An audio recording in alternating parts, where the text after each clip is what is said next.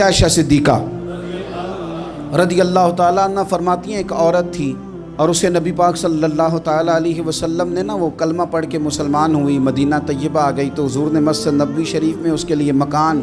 ایک سادہ سا کمرہ ساتھ مسجد کے بنوا دیا، وہیں رہنے لگی۔ اکثر وہ سیدہ طیبہ کے پاس آتی تو حضرت عائشہ صدیقہ رضی اللہ تعالیٰ عنہ فرماتی ہیں وہ بڑی باتیں سناتی اور آخر میں کہتی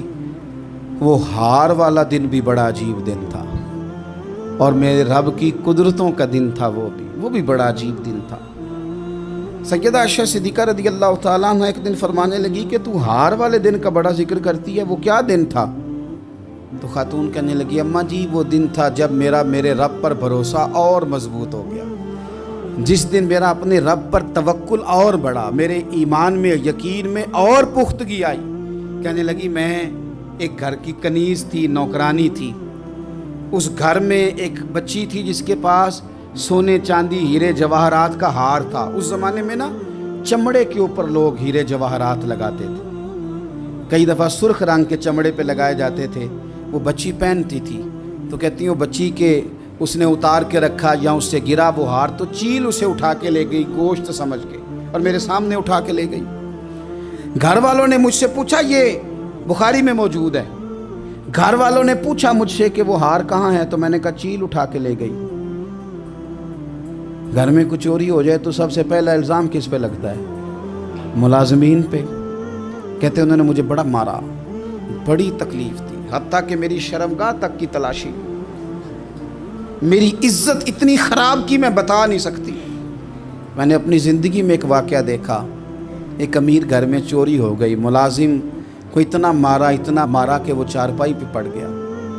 پولیس والوں سے اتنی مار پروائی گئی کہ وہ بیچارہ چارپائی پہ پڑ گیا اور پھر وہ اتنا بیمار ہوا اور کچھ دنوں کے بعد پتہ چل گیا کہ چور تو اپنا بیٹا ہے ان کا، پھر اس کا انتقال ہو گیا۔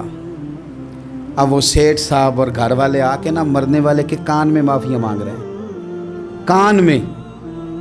تو میں نے ان سے پھر کہا تھا کہ یہ تو اب چلا گیا ہے، تمہارا زور چلتا تھا نا تو تم نے قانون خریدا اور تم نے اسے جتنا ہو سکا تم نے اسے مار پڑوائی، تمہارے پاس جو عدالتیں تھیں تم نے وہاں کارروائی کی، اب ایک عدالت قیامت کے دن لگے گی۔ یہ کمزور تھا نا، کچھ کر نہیں سکا۔ میرے نبی پاک صلی اللہ علیہ وسلم نے فرمایا سن لو، اگر سینگ والی بکری نے بغیر سینگ والی بکری کو تکلیف دی ہوگی نا تو قیامت کے دن اسے بھی بدلہ دینا پڑے گا کہ تیرے پاس سینگ تھے اور تو نے اسے مارا تھا۔ وہ خاتون عرض کرتی ہے سیدہ عائشہ کی خدمت میں کہ مجھے بڑا مارا، مجھے تکلیف دی، میں کہہ رہی تھی کہ میرے سامنے چیل لے گئی ہے پر وہ نہیں مان رہے تھے، اماں جی انہوں نے مجھے بڑا مارا۔ حضرت عائشہ صدیقہ کہتی ہیں پھر کیا ہوا؟ کہنے لگی اماں جی جب کوئی میرا مددگار نہ رہا، مجھے تکلیف دے رہے تھے، رسوا کر رہے تھے، تو میں نے اپنے رب سے مدد چاہی،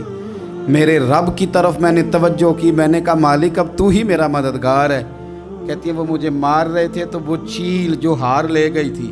وہی لے کے واپس آ گئی اور ہمارے سروں کے قریب لا کے اس نے جب اس ہار کو پھینکا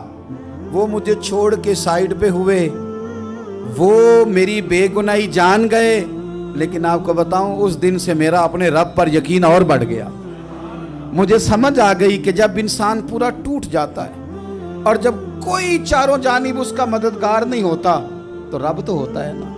اللہ تو اس کا مددگار ہوتا ہے نا، وہ تو پھر اپنے اس بندے کی مدد کرتا ہے نا، پھر وہ تو توانائی دیتا ہے نا، وہ تنہا نہیں چھوڑتا، وہ تو آنسوؤں والوں کے آنسوؤں پہ بڑا کرم فرماتا ہے، وہ تو قسم پرسی میں آ جاتا ہے، اس کی رحمت بڑھ کے استقبال